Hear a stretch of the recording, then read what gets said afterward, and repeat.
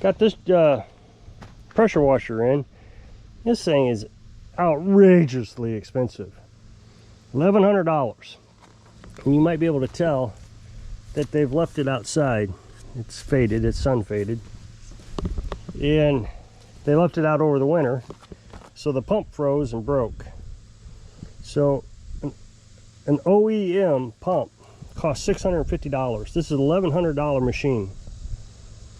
So after some conversation with the customer, we settled on an aftermarket, and the aftermarket's $200.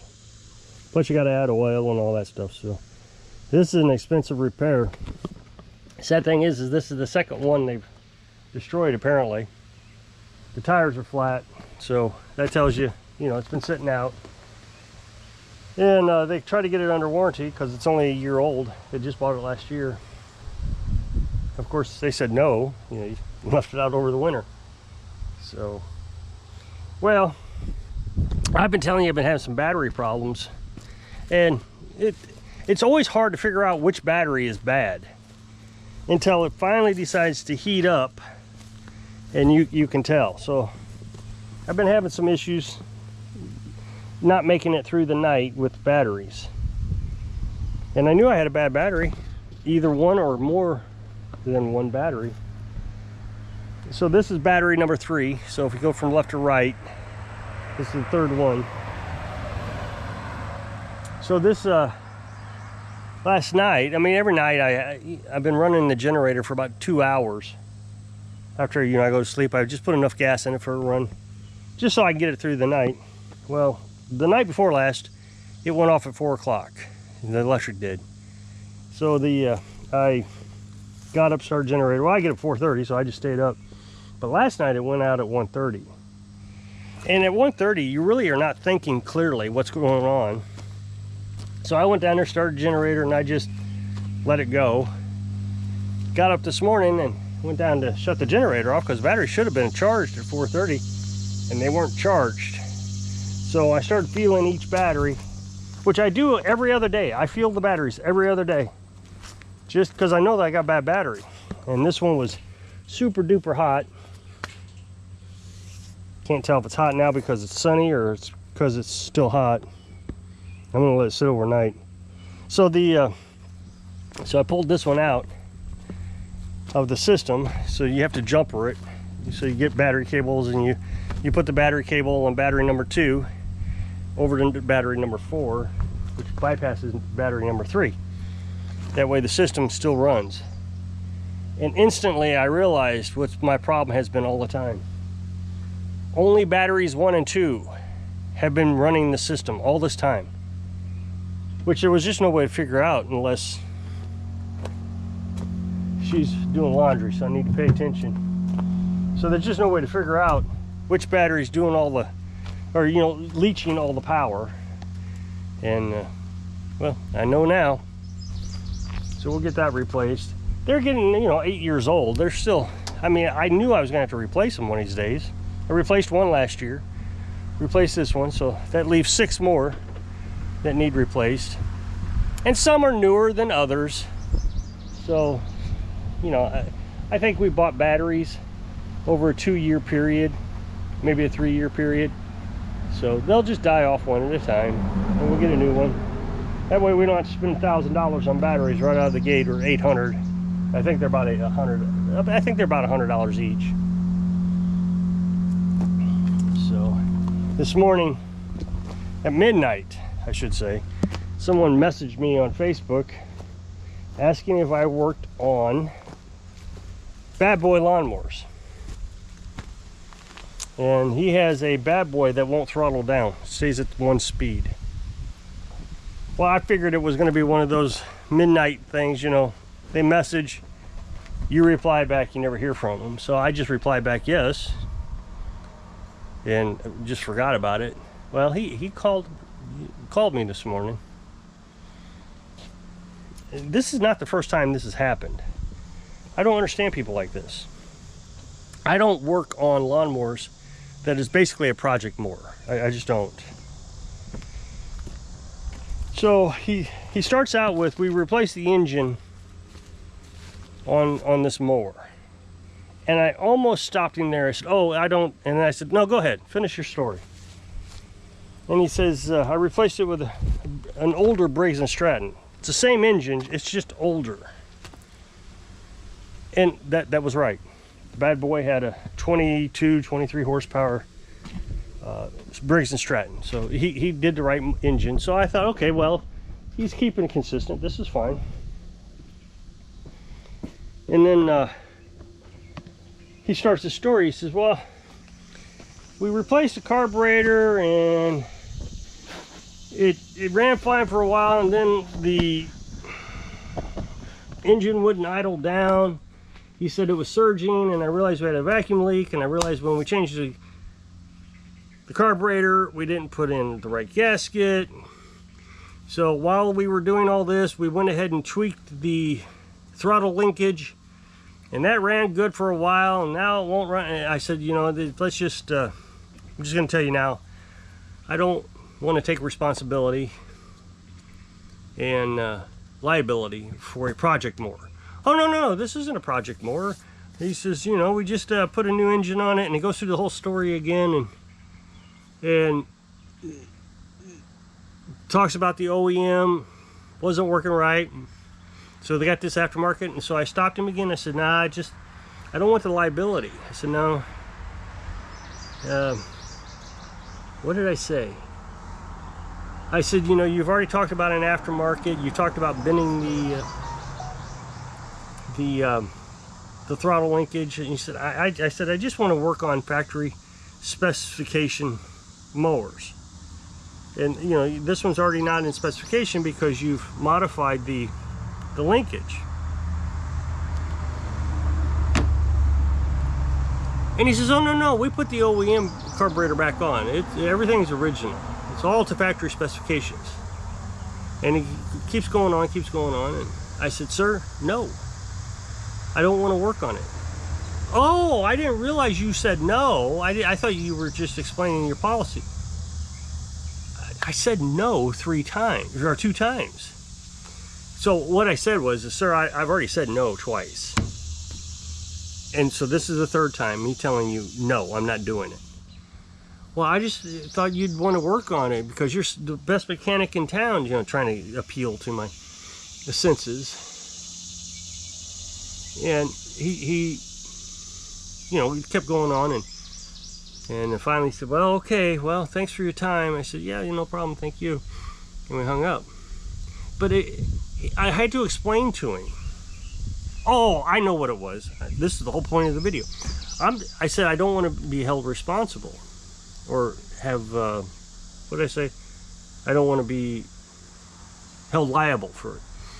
Oh, no, I won't hold you responsible. No. And I said, sir, that's what they all say.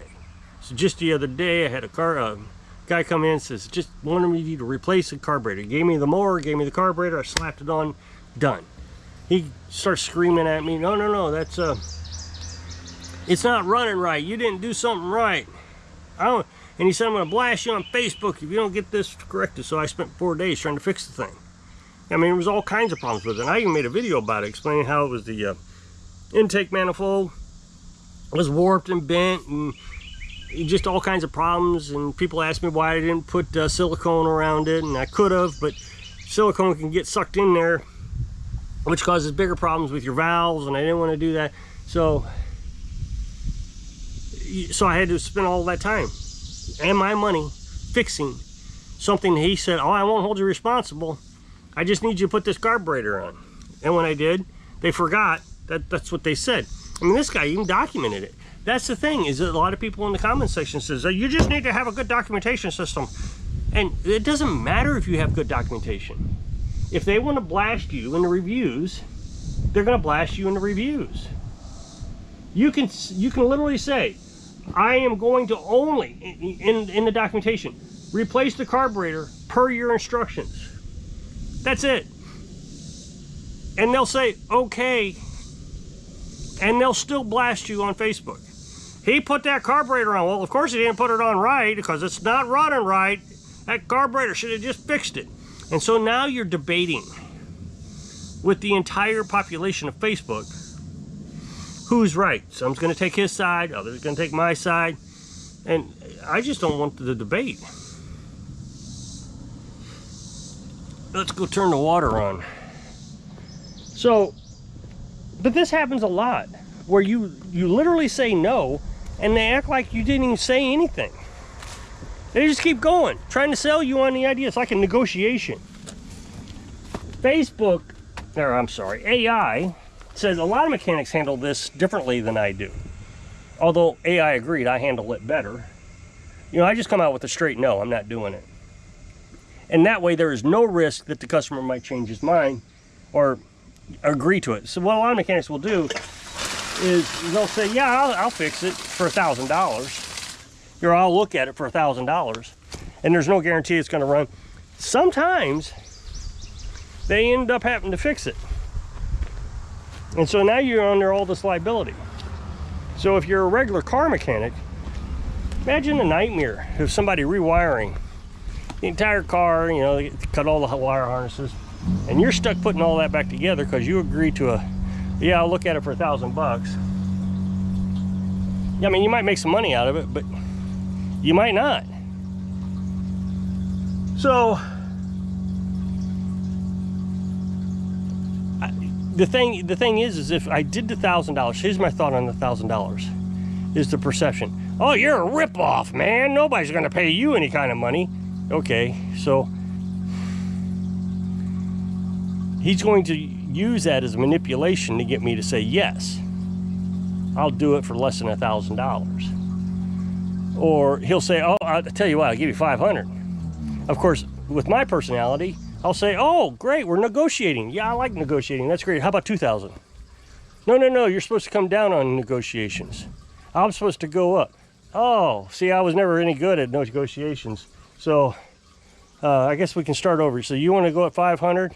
Yeah, 500. Okay, let me think about a number. 6,000? Because that's who I am. Once I say no, or I give you a price, that's it for me. I'm not going to sit there and be manipulated. So then that's all they do is manipulate. So just for me saying no, it's a firm boundary. Although they don't listen to it. I told you earlier this year, this guy called. It was absolutely incredible. Started out, he had a Craftsman, and it was an older model. It was in the 90s. And I said, I have a written policy that says I don't work on anything older than the year 2000. As a matter of fact, if you bring me a mower, I send you my policy you have to say okay to before I start looking at your mower. And in it, it says nothing over the age of the year 2000. So he says, and so he wants me to try to figure out what's wrong with it over the phone, and he talks about this and that, and you know, I try to help him out. I was trying to be nice, and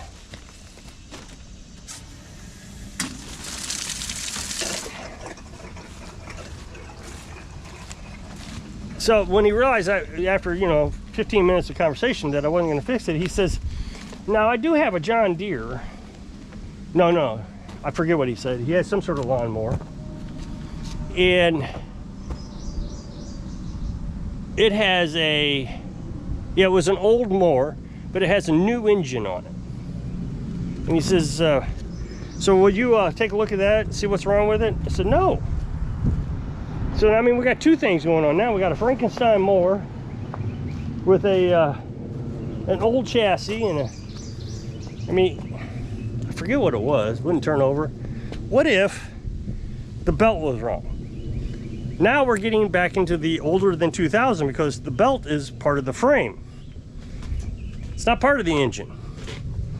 So they just keep talking and talking. Well, anyway, so after I get off the phone, I see a post on Facebook. Does anybody know of a good lawnmower mechanic? Not that guy in such and such town. Me. He won't take my business. That is a complete stretch of the truth. That's true. I won't take her business. But for a specific reason. She didn't specify the reason. Just act like I just didn't like her, I was just discriminating or whatever. So I get so tired of the manipulation and the con jobs. I really do. So if you'll click this up next box to take the video over to my other channel, really appreciate it. Go check it out. So I hope I can inspire you. I don't know. Learn how to avoid the con jobs so you can live your dreams. Thanks for watching.